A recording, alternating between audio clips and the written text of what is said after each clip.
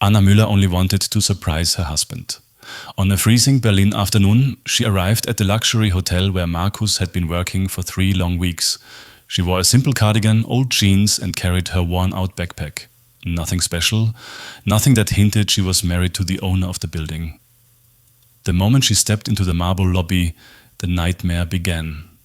The porter looked her up and down with undisguised contempt. The receptionist stared through her as if she were invisible. And when Anna finally reached the counter, the woman smiled coldly.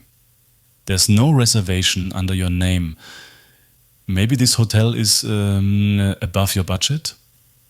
People behind her laughed. Anna calmly showed her confirmation email, but the receptionist tapped her keyboard painfully slow and said loudly, "Card declined. Happens often with these kinds of guests." More laughter. A manager approached, arms crossed, eyes sharp. "And you claim you're married to Mr. Müller? In those shoes?" Anna's cheeks burned. "Please, just call him," she whispered. "He has more important things to do," the manager snapped. Then came the final humiliation.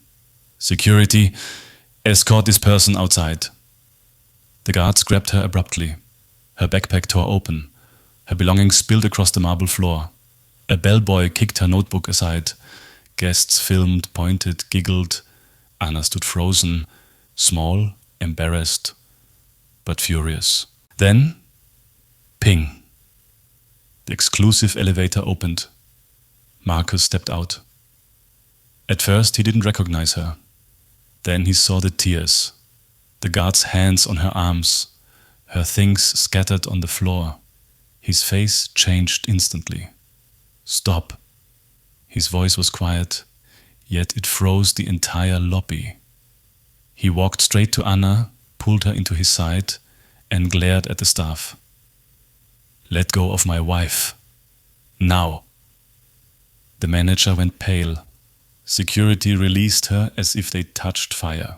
Markus squeezed her hand, turned to the staff and said, "Everyone who mistreated my wife today will answer for it." And that day the entire hotel learned a lesson they would never forget. You don't judge a person by their clothes, but by their dignity.